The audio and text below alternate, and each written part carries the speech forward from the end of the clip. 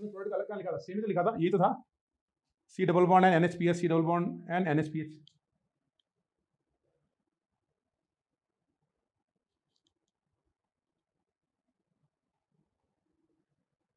इसको नोट कर लो पूरा.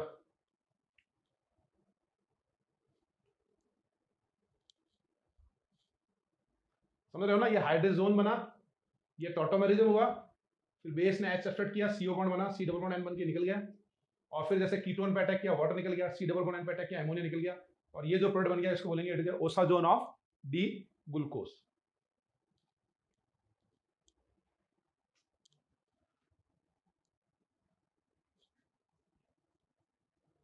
अब नीचे कैरेक्टरिस्टिक लिखो इसकी, कैरेक्टरिस्टिक ऑफ द रिएक्शन. लिखो आप कैरेक्टरिस्टिक ऑफ द रिएक्शन.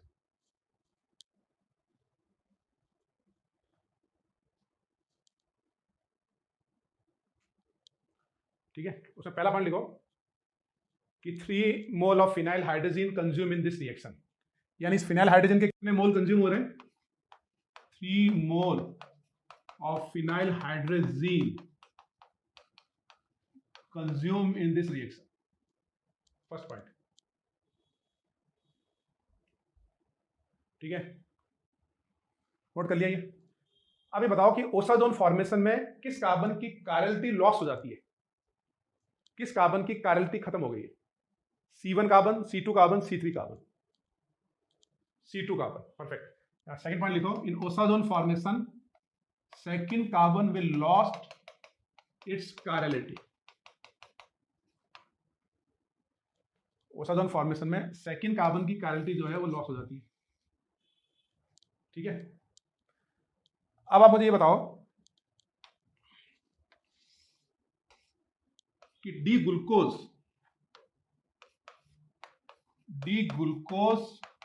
और डी मैनोज का ओसाजोन सेम आएगा या बताओ ओसाजोन डिफरेंट आएगा? D glucose and D mannose same आएगा ओसाजोन या डिफरेंट आएगा? Same same same same same same same same, बहुत सारे सेम ही सेम आ रहे हैं. डिफरेंट एक दो के डिफरेंट आए. ओसाजोन में दोनों ओसाजोन सेम आएगा ना. D glucose and D mannose will give same osazone because they are C2 epimer. हम ओसाजोन में क्या करते हैं? हम ओसाजोन में क्या करते हैं कि जैसे ये हमारा डी ग्लूकोज है, ये हमारा डी ग्लूकोज है, तो ओसाजोन में ये वाला पार्ट ओसाजोन में पार्टिसिपेट करता है ना. यहां बनता है C double bond N, C double bond N, तो नीचे वाले कार्बन तो सेम रहते हैं. यानी अगर मैं इस OH को यहां से यहां इंटरचेंज कर दूं तो भी तो ओसाजोन सेम ही बनेगा. समझ रहे हो? ये वाला पार्ट किसमें कन्वर्ट हो जाता है? ये कन्वर्ट होता है ओसाजोन में. तो C2 इपीमर will give same osazone. समझा? तो मान लिखो D glucose and D mannose will give same osazone.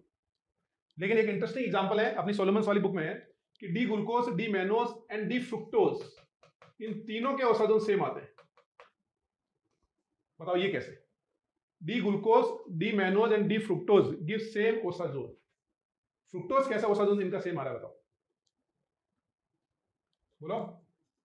Because they are in equilibrium in mild basic medium. भाई हमने ग्लूकोज का ओसाजोन बनाया या मैनोज का ओसाजोन बनाया, सेम बना, तो फ्रुक्टोज माइल्ड बेसिक मीडियम में मैनोज में कन्वर्ट हो जाएगा और मैनोज में कन्वर्ट हो गया उसका ओसाजोन बना लेगा. लेकिन अगर फ्रुक्टोज माइल्ड बेसिक में ग्लूकोज में कन्वर्ट हो गया तब कैसे होगा? तभी तो सेम ही ओसाजोन आएगा. तो फ्रुक्टोज चाहे ग्लूकोज में जाए चाहे मैनोज में जाए, इन दोनों के ओसाजोन क्या है? सेम है. तो मान लिख लो, because of rearrangement D glucose, D mannose, D fructose give same osazone because of इंक्स्टिन rearrangement. D glucose, D fructose and D mannose give same oxazone because of intestine rearrangement in mild basic medium. अच्छा, और कोई बता सकते हो? और कोई C2 इपीमर जो कि ओसाजोन सेम देंगे अदर देन दिस? इसके अलावा और कोई है जिसका ओसाजोन सेम आएगा? बोलो. D allose, D altrose, D allose, D altrose. और बताओ. Gulose, idose, perfect. गैलेक्टोटेलोस, बिल्कुल perfect. Ribose, arabinose. Deepansh Bhardwaj, Asita Dutt, एकदम परफेक्ट, बिल्कुल सही बोल रहे हो. तो नीचे लिखो D allose and D altrose give same osazone.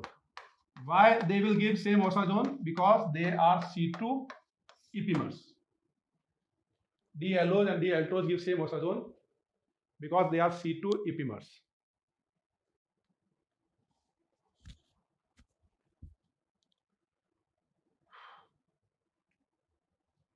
Osazone, अब ग्लिसरॉल्डिहाइड के ओसाजोन नहीं बनेंगे, ओसाजोन नीचे एक पैटर्न होनी चाहिए ऐसे। ओसाजोन बेसिकली होता क्या है, ये C2 ईपीमर डिटरमाइन करने के काम आता है। एक मान लो किसी सॉल्यूशन में C2 ईपीमर्स हैं, उनको डिटरमाइन करना है, तो जो सेम ओसाजोन दे देंगे वो C2 ईपीमर होंगे।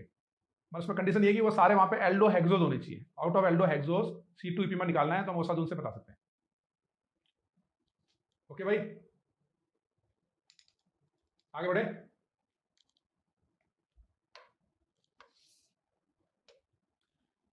ये बताओ, what is the reaction of aldehyde with alcohol acid catalyse. Aldehyde ketone और अल्कोहल की क्या रिएक्शन होती है, बोलो। एल्डिहाइड कीटोन और ओसाजोन, सॉरी, एल्डिहाइड कीटोन और अल्कोहल की क्या रिएक्शन होगी। पहले क्या होगा, प्रोटोनेशन, फिर होगा न्यूक्लियोफिलिक एडिशन,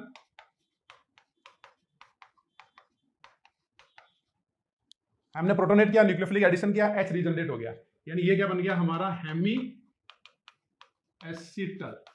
यहां तक ठीक है।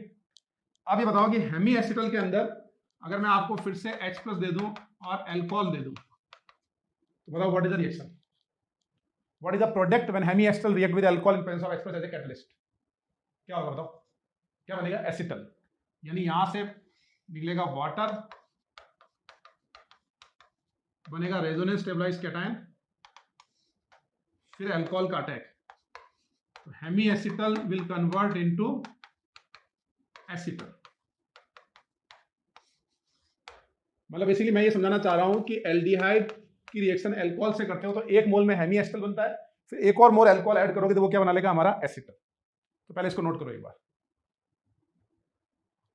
मैकेनिज्म नोट कर लो।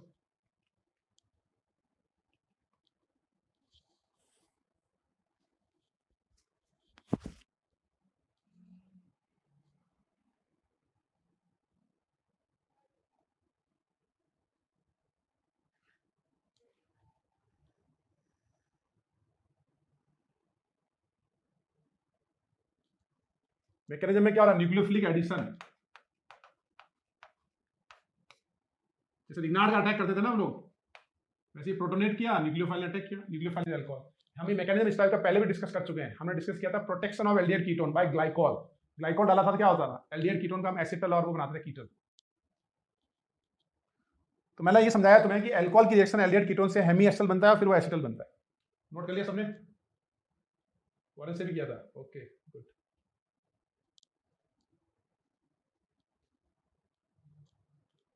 बनाया आप लोगों ने।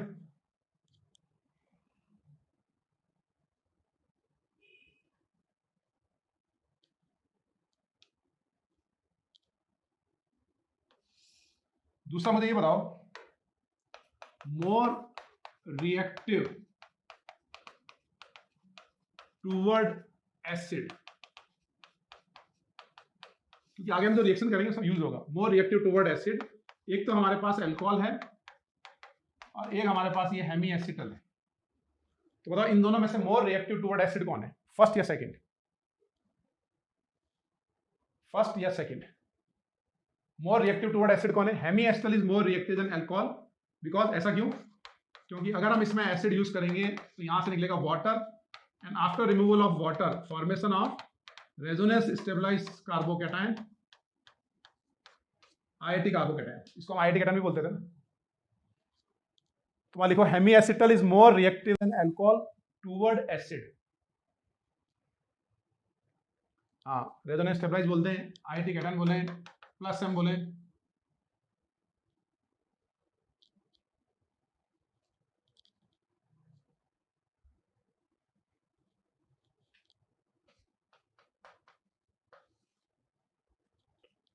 लिखा आपने, नोट कर लिया सबने।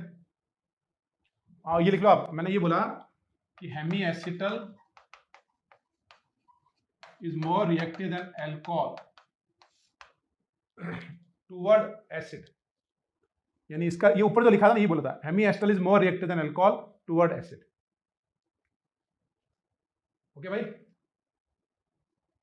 अब ये सब है ना अभी ग्लूकोज में यूज होने वाली है, इसलिए मैंने आपको बीच में वापस रिवाइज कराया एक बार।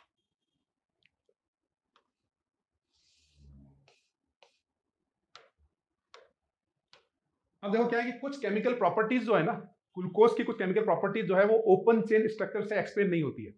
For example, the following chemical property can not explain by open chain structure of D glucose. जैसे ये 2,4-DNP टेस्ट नेगेटिव आता है, ठीक है, और ये सिर्फ टेस्ट से रिएक्ट नहीं करता है ग्लूकोज, हम सारी बात ग्लूकोज की कर रहे हैं, और ये क्या नहीं करता, ये सोडियम बाइसल्फाइड से रिएक्ट नहीं करता है। ये जो केमिकल प्रॉपर्टीज हैं, ये जो हम एक्सप्लेन नहीं कर पा रहे हैं ग्लूकोज के ओपन चेन स्ट्रक्चर से, तो इसका मतलब है कि ग्लूकोज के और भी स्ट्रक्चर्स हैं, तो वो हमको डिस्कस करना है। तो पहले आप नीचे लिखो कि फॉलोइंग केमिकल प्रॉपर्टीज,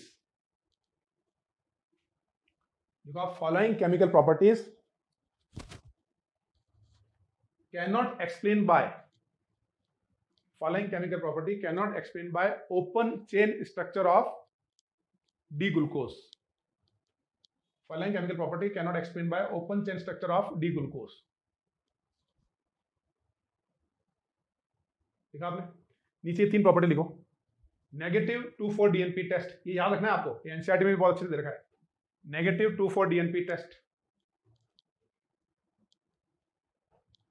सेकंड लिखो नेगेटिव सिफ्ट टेस्ट, और थर्ड क्या लिखोगे, does not react with sodium bisulphite, sodium bisulphite से रिएक्ट नहीं करते।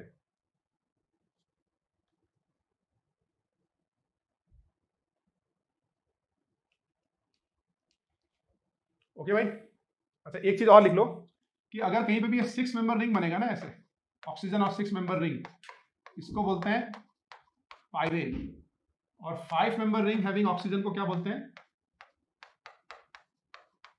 फ्यूरेन। ये भी नोट कर लो, 6 मेंबर रिंग ऑक्सीजन, ये हो गया पाइरेन और ये हो गया फ्यूरेन।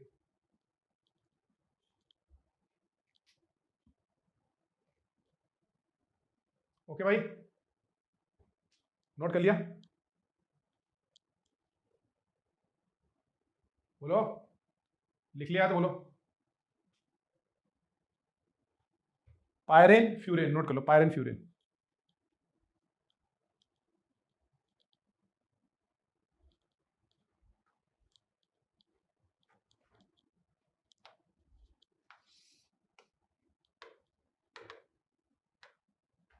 हमारे को अब cyclic structure of D glucose.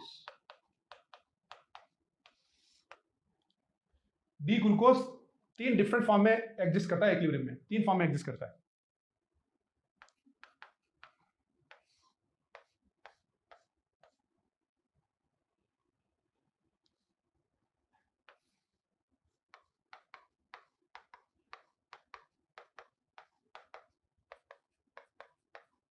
ये है हमारा डी ग्लूकोज, ठीक है ना।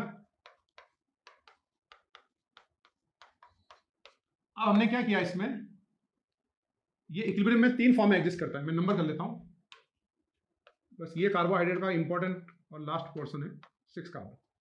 इस O का अटैक करेंगे यहां पे फर्स्ट पे, और ये पाई बॉन्ड ब्रेक, यानी इंट्रामोलिकुलर न्यूक्लियोफिलिक एडिशन। एल्कोहल ने अटैक किया एल्डिहाइड पे, तो एल्कोहल जब एल्डिहाइड पे अटैक करता है तो क्या बनता है, हेमी एसिटर, ठीक है ना, और ये फर्स्ट वाला कार्बन कारा सेंटर बन रहा है, तो क्या बनेगा,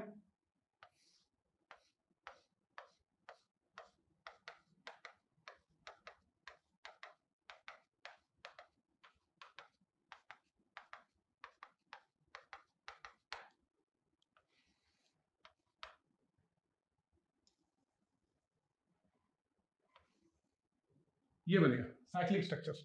इसमें ये OH मैंने राइट में बना लिया, और इसको नंबर कर लेते हैं हम कार्बन को 1 2 3 4 5 5 एंड 6। अब इसमें एक और स्ट्रक्चर बनेगा, एक और क्या बनेगा, ये कार्बन कार्य सेंटर बन रहा है ना, ये कार्बन जो है, ये कार्बन जो है ये कार्य सेंटर बन रहा है, तो अगर एक न्यूक्लियोफाइल का अटैक हुआ इस कार्बन पे, तो एक बार OH राइट में ये बन गया, दूसरा स्ट्रक्चर क्या बनेगा, दूसरे स्ट्रक्चर में OH कहाँ आएगा, हमारे लेफ्ट में आएगा, समझ लो। इसको ड्रॉ करो एक बार,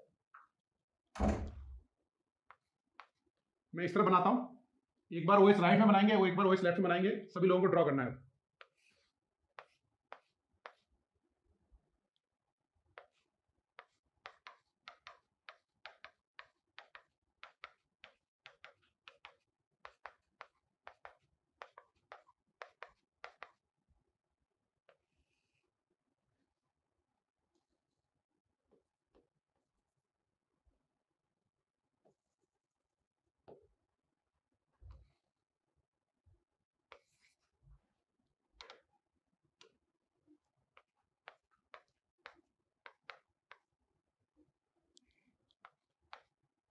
बनाओ उसको।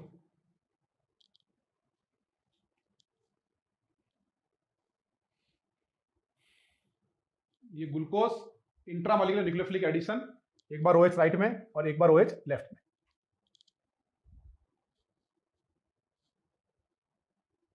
Number of carbon reactant product are not equal, नहीं इक्वल है, ये कार्बन नहीं है, ये ईथर है, it is a ether. 6 carbon है, 6 कार्बन है, 6 कार्बन है।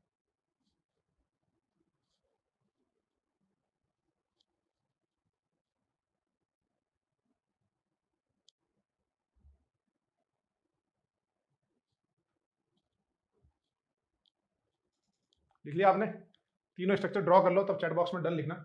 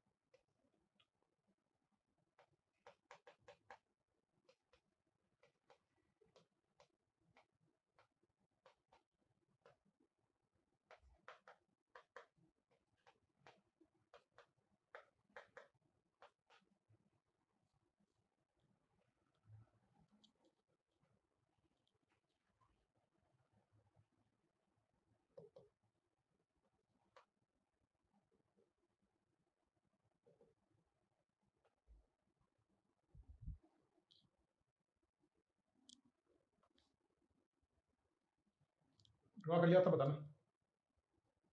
हाँ पेन ये दोनों तरफ चलता है, इधर से लिख सकते हैं और इधर से इरेज होता है। एक चीज और देखो, देखो ये जो है ना, ये हेमी एसिटल है, ये जो बनाया ना हेमी एसिटल है। ये वाला कार्बन भी हेमी एसिटल है। कैसे? इस कार्बन पे अल्कोहल और ईथर है, alcohol ether on same carbon is hemiacetal. ये भी हेमी एसिटल है। कैसे? ये अल्कोहल है और ये ईथर है, alcohol ether on same carbon is hemiacetal, ठीक है ना। अब अगर मैं इसमें आगे H+ एंड मिथनॉल ऐड कर दूं तो होगा क्या? इन सब अल्कोहल में से most reactive alcohol toward acid कौन है? टुवर्ड एसिड रिएक्टिविटी किसकी ज्यादा होगी? अल्कोहल की ज्यादा होगी या हेमी एसिटल की ज्यादा होगी? रिएक्टिविटी टुवर्ड एसिड किसकी ज्यादा होगी? अल्कोहल या हेमी एसिटल? हेमी एसिटल होगा ना। तो ये जो OH है और ये जो H है, ये दोनों वाटर निकाल लेंगे। ये OH वाटर निकाला, यहां बना कार्बोकैटायन, और फिर इस ऑक्सीजन ने इस पे अटैक किया, अल्कोहल ने इस पे अटैक किया और ये बन गया हमारा एसिटल। मतलब मैं ये समझाना चाह रहा हूं कि हेमी एसिटल है, इसमें हमने H+ अल्कोहल डाला, ये क्या बन गया? एसिटल। ये एक्जैक्टली वैसे ही हुआ जैसा भी मैंने थोड़ी देर पहले मैकेनिज्म बताया था। अल्कोहल और एल्डिहाइड से बनता है हेमी एसिटल, हेमी एसिटल आगे बनाता है एसिटल। तो ये वाला स्ट्रक्चर भी बनाओ, यानी ये दो हेमी एसिटल है और ये हमारा एसिटल है।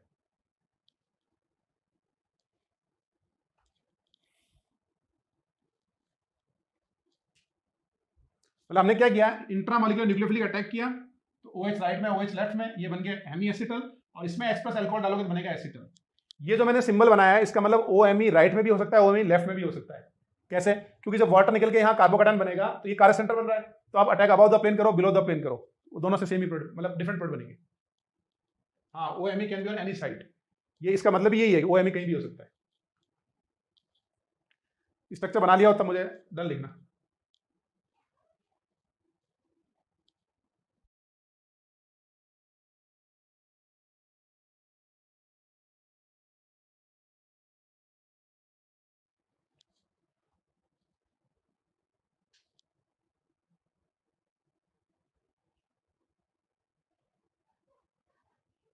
लिख लिया सबने? अब देखो 3-4 पॉइंट है, ध्यान से सुनने आपको, ठीक है ना। सबसे पहले यार, बस ये ऑनलाइन में ये दिक्कत है यार, अब छोटा सा ही बोर्ड है, अब बड़ा बोर्ड होता ना तो एकदम कंसेप्ट समझाने में इजी होता। ये ड्रॉबैक है कि ज़्यादा इफेक्टिवली समझाने में दिक्कत होती है। अब एक बात बताओ, ये जो लास्ट वाला बनाया है ना, इसको बोलते हैं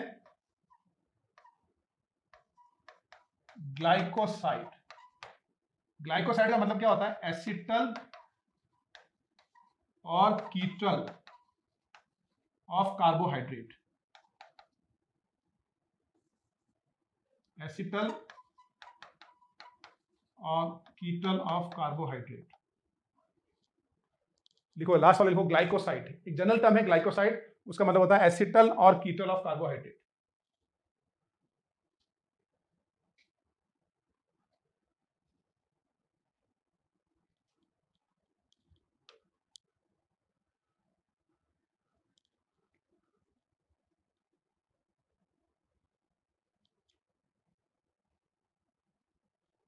देख लिया आपने, एसिटल और कीटल ऑफ कार्बोहाइड्रेट ग्लाइकोसाइड। अब आप मुझे बताओ कि ग्लूकोसाइड किसको बोलते हैं? What is the meaning of glucoside? Acetal और कीटल ऑफ ग्लूकोज। परफेक्ट, मान लिखो आप ग्लूकोसाइड, एसिटल और कीटल ऑफ ग्लूकोज। लिखो ग्लाइकोसाइड मींस एसिटल और कीटल ऑफ ग्लूकोज। ठीक है, अब आपको ये बताना है कि मेनोसाइड किसको बोलते हैं? What is the meaning of mannoside? Mannoside किसको बोलेंगे? एसिटल और कीटल ऑफ मेनोस।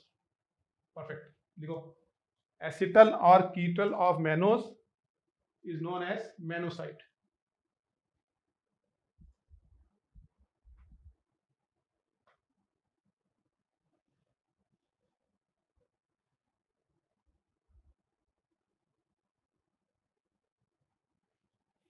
एसिटल और ketal of mannose is known as मेनोसाइड।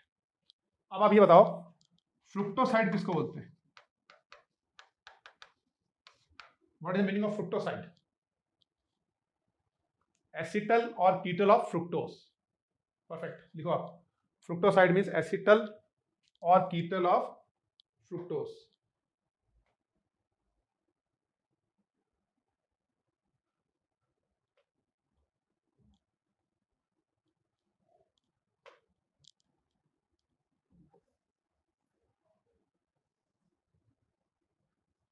ठीक है, लिख लिया सब लोगों ने? Noted, good. अब आप मुझे बताओ इनमें से कौन कौन पॉजिटिव टॉलरेंस टेस्ट दिखाएगा? इन चारों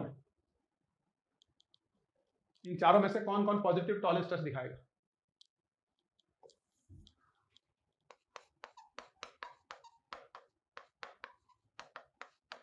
बोलो। ये जो है ये तो डी ग्लूकोज दिखाएगा पॉजिटिव टॉलरेंस टेस्ट। आपको याद है ये हेमी एसिटल जो बनाते हैं ना हम लोग, ये हेमी एसिटल, ये पॉजिटिव टॉलरेंस टेस्ट दिखाता है। तो अब आप बताओ ये पॉजिटिव टॉलरेंस टेस्ट कैसे दिखाता है? अभी जो हमने ये बनाया ये पॉजिटिव टॉलरेंस टेस्ट कैसे दिखाता है?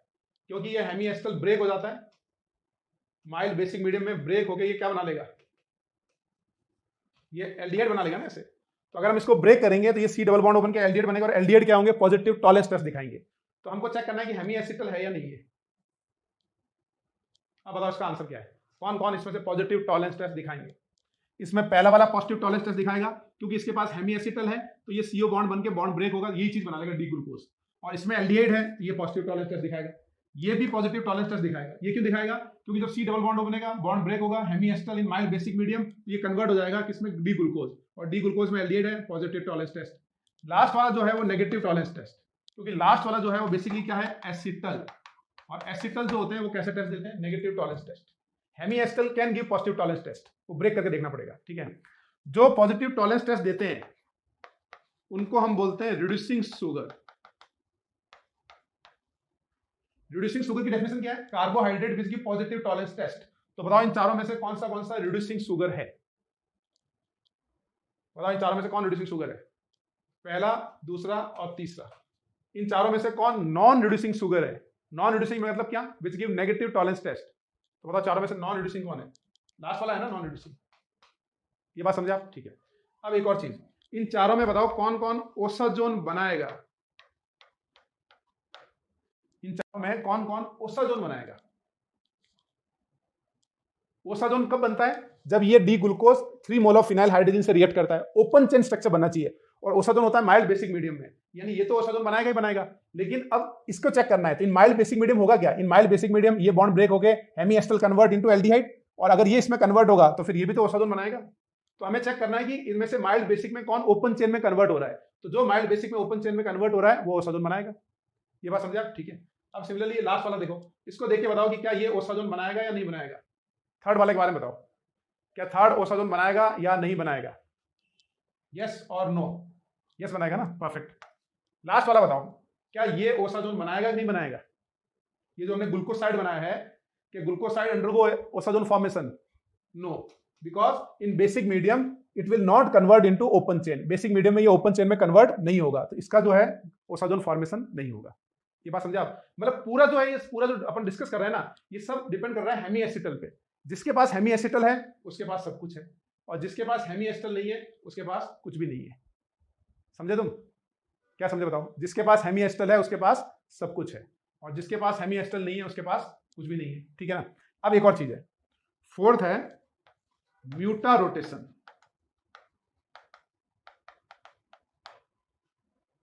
अब म्यूटा रोटेशन क्या होता है? What is mutarotation? आजकल वो वायरस का भी डिस्कशन चल रहा है ना, अपना डिस्कशन क्या पूरी दुनिया पे इफेक्ट चल रहा है अपना कोरोना वायरस का, उसमें ये वर्ड बहुत यूज होता है म्यूटा रोटेशन। तो बताओ what is the meaning of म्यूटा rotation?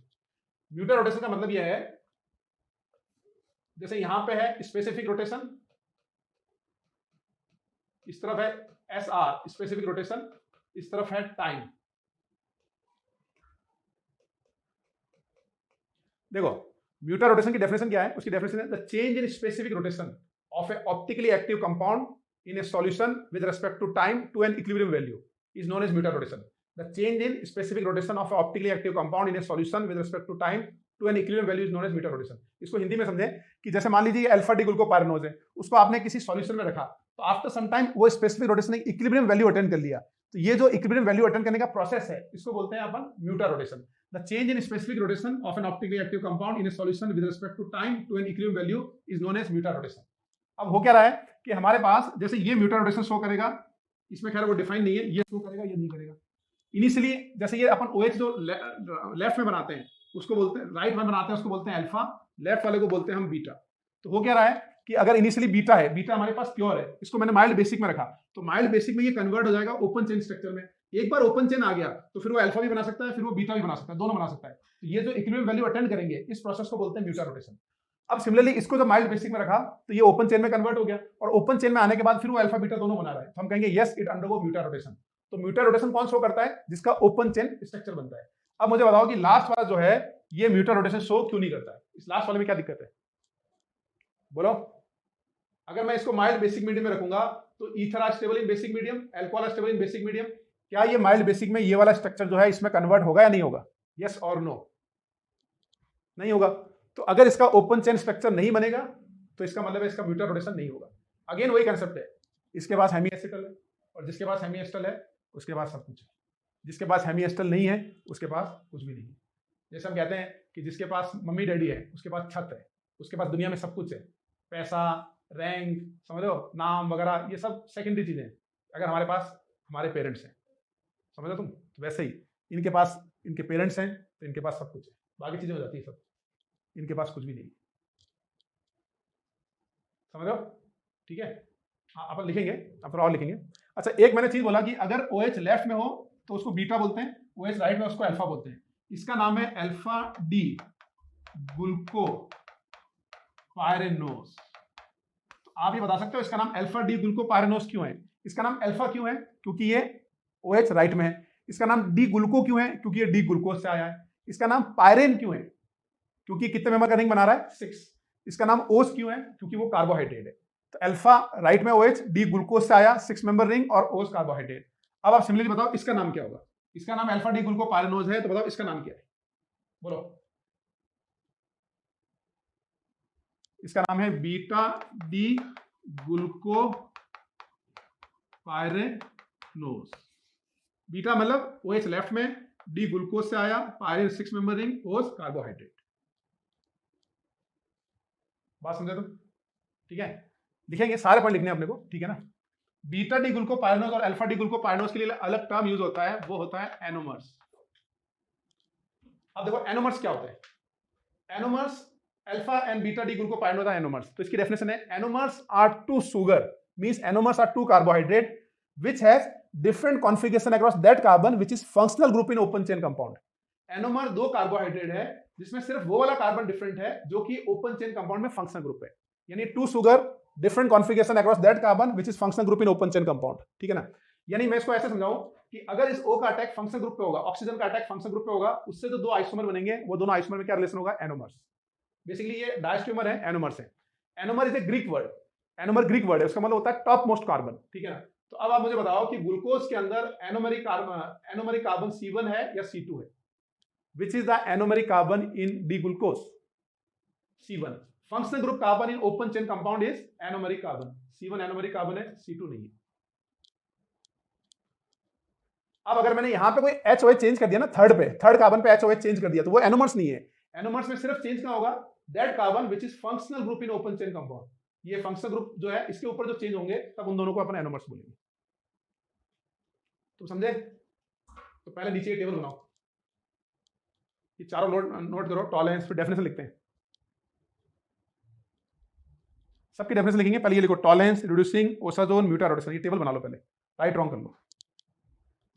जैसे ना कोरोना वायरस के बारे में कहता ना कि वो मतलब म्यूटा रोटेशन शो कर रहा है, म्यूटा रोटेशन अपना स्ट्रक्चर चेंज कर रहा है। जैसे मान लो ये कोरोना वायरस है, बीटा माइल्ड बेसिक में रखा, ओपन चेन में आ गया, तो बीटा किसमें कन्वर्ट हो गया, अल्फा में, तो ये म्यूटा रोटेशन हो गया। तो हमने इसका एंटीवायरस बनाया, किसका बनाया, बीटा का, और पता चला वो तो अल्फा में चला गया। तो इसलिए जो वायरस म्यूटा रोटेशन करते हैं उनको ट्रैक करना डिफरेंट होता है, उनके डिफरेंट स्ट्रेन जनरेट होते हैं।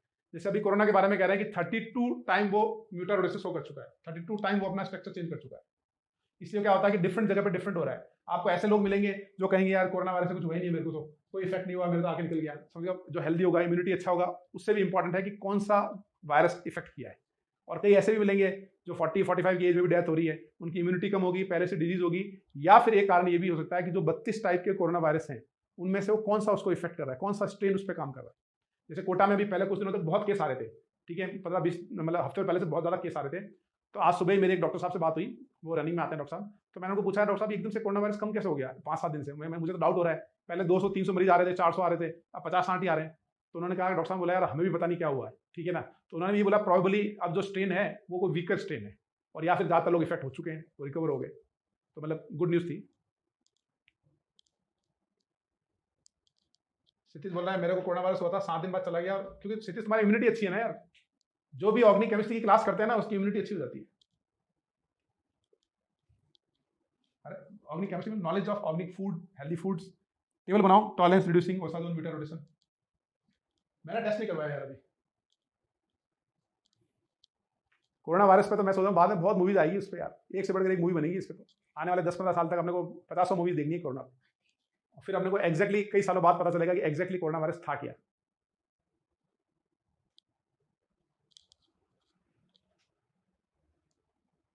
म्यूट नहीं हो यार, ओके म्यूट कहाँ, म्यूट नहीं हो कि नोट कर लिया टेबल, पहले टेबल नोट करो, और फिर ये लिखो अल्फा बीटा डिग्लूकोपायरिनोस, अल्फा डिग्लूकोपायरिनोस। वैसे यार मुझे तो इस वायरस पर डाउट है, मतलब प्रैक्टिकली बताऊं, मेरे को तो पता नहीं, इसके पीछे बहुत बड़ी स्टोरी लगती है, मतलब ऐसा नॉर्मल नहीं लगता है वो, या तो कोई बड़ी स्टोरी है या कोई बहुत बड़ी लापरवाही है इसमें। लेट्स होप सब ठीक हो जाए।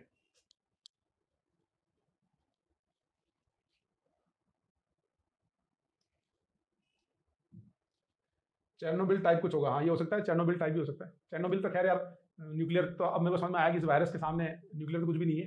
न्यूक्लियर तो चलो एक एरिया में होता है, 50 किलोमीटर 100 किलोमीटर तक इफेक्ट हो गया।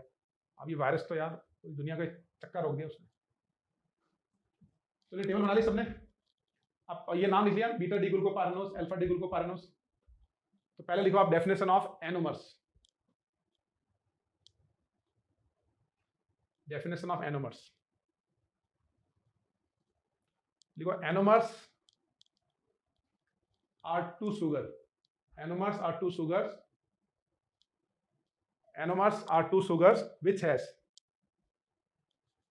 different configuration across,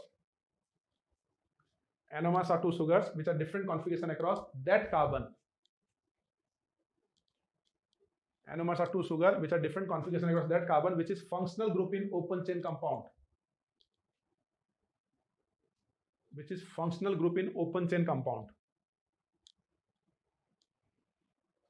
लिखा आपने, anomers are two sugar means carbohydrate which are different configuration across that carbon which is functional group in open chain compound। For example, alpha D glucopyranose and beta D glucopyranose are anomers। इसी definition लिख लो, बस हो गया बस। Alpha D glucopyranose and beta D glucopyranose are anomers. Alpha D glucopyranose and beta D glucopyranose are anomers. अच्छा, what is the definition of, अब लिखो definition of reducing sugar, definition of reducing sugar लिखो, carbohydrate which give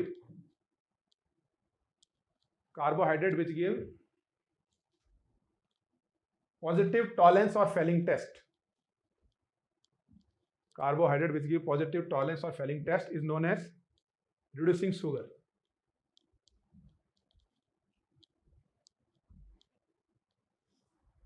Carbohydrate which give positive tolerance or Fehling test is known as reducing sugar, and which give negative test. Carbohydrate which give negative test is known as non-reducing sugar. Which give negative test is known as non-reducing sugar. ठीक है, फिर इसकी definition लिख लो. Definition of mutarotation. लिखो, definition of mutarotation लिखो. The change in specific rotation. The change in specific rotation of an optically active compound. The change in specific rotation of an optically active compound in a solution with respect to time. The change in specific rotation of an optically active compound in a solution with respect to time to an equilibrium value. With respect to time to an equilibrium value is known as muta rotation. Anomers की क्या definition थी? Anomers are two sugar, two carbohydrate, different configuration across that carbon which is function group in open chain compound. यानी functional group पे attack करने से जो दो isomer बने वो हैं एनोमर्स. ओके, अब बस इसका एक साइक्लिक स्ट्रक्चर रह गया है. साइक्लिक सुक्रोज, माल्टोज, लैक्टोज कैसे बनते हैं वो सब इनसे बनते हैं, वो मैं आपको कल बता दूंगा. तो कल हमारा कार्बोहाइड्रेट खत्म हो जाएगा और फिर मैं सोच रहा हूँ एमिनो एसिड और पॉलीमर, छोटे छोटे टॉपिक हैं, डेढ़ दो लेक्चर, मतलब 3-4 लेक्चर में सारा हो जाएगा. तो वो मैं तुम्हें एक बढ़िया से कुछ नया इनोवेटिव मेथड ला के देता हूँ. ठीक है, तो एक बार रिवीजन कर लें सारा फटाफट 5 मिनट में. ये तो मैंने म्यूटा रोटेशन का ग्राफ बनाया था. Change in specific rotation of a optically active compound solution with respect to time to an equilibrium value in mutarotation. Initially ये प्योर फॉर्म है, आफ्टर सम टाइम इक्विलिब्रियम में ये हो गया, ये म्यूटा रोटेशन हो गया. चलो एक बार क्विक रिवीजन कर लेते हैं.